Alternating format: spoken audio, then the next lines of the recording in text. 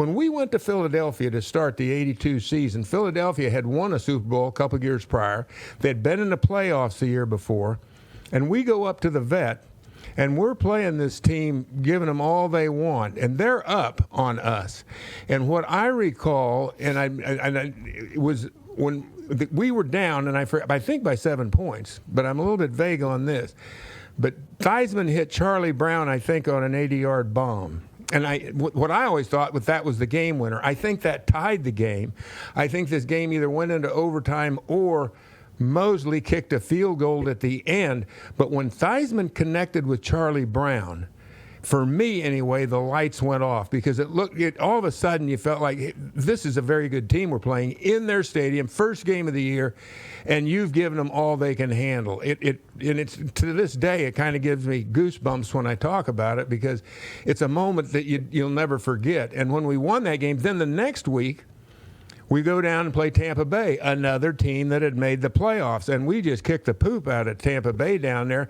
I think I had over 100 yards rushing. It was just a driving rainstorm the whole game. And so all of a sudden, your first two games out, you've beaten two teams that had been in the playoffs the year before. Then all of a sudden you had a 6-week break, which wasn't good, but I think that the belief that amongst the team, our teammates, was so strong, and we really were an unbelievably talented football team. There was no reason not to, but as they say, from that point on, I think it's become history. Well, yeah, I agree with it.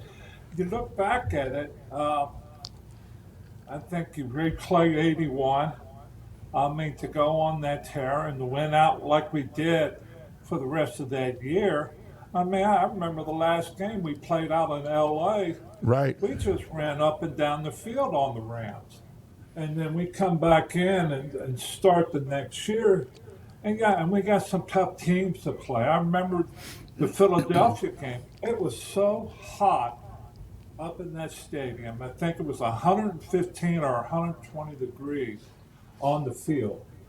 I remember sitting on the sideline with my shoes off, having an ice bag under each foot because my feet were burnt. It was so hot up there. But we ended up pulling that out, like you said. The next week we go down and play in that monsoon, and we got there on Noah's Ark, and it just flowed right into things with us. And it's just hard to believe. I look back on all that, and then we won a lot of games. A lot of games with just pure talent, pure want. That's what it There was. you go. Pure want and a desire. We hated losing. We did not want to lose.